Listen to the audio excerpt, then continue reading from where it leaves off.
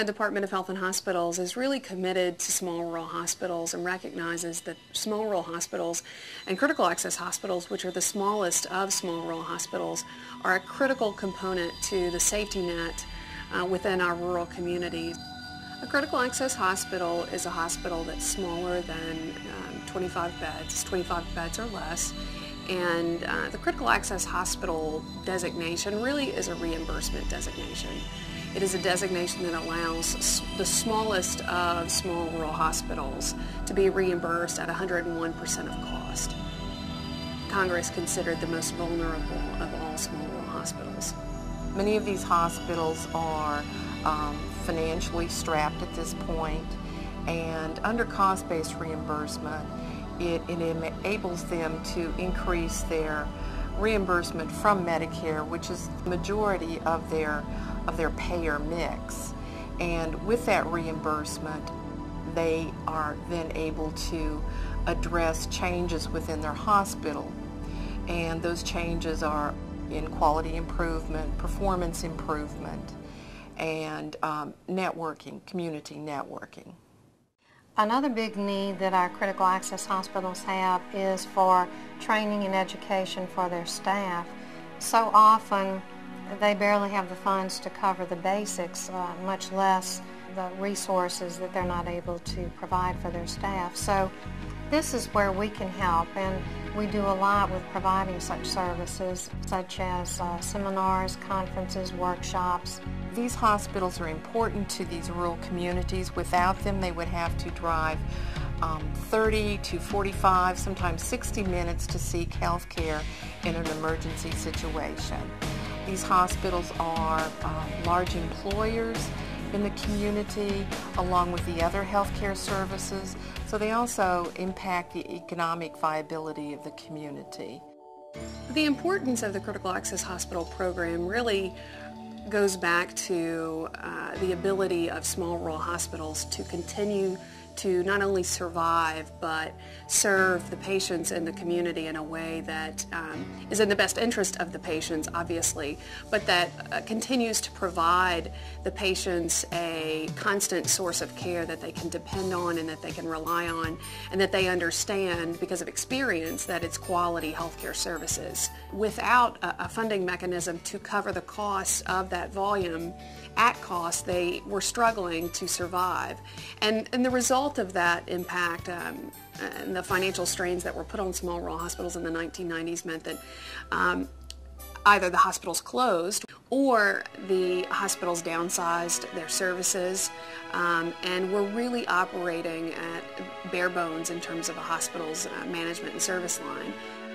In the Critical Access Hospital QHC Collaboration Project, 3 of our communities were chosen to participate in facilitated discussions about how they might partner to help build better local healthcare networks, which hopefully would bring economies of scale and integration of efforts among local healthcare providers, as well as expanded access to care in the community. Flex funds are grant funds that are part of the Medicare Rural Hospital Flexibility Program, which is a federal initiative to support and create technical assistance for critical access hospitals. Congress wanted us to get back to helping hospitals and help hospitals get back to managing themselves in a way where they were trying to reach certain performance standards and quality standards.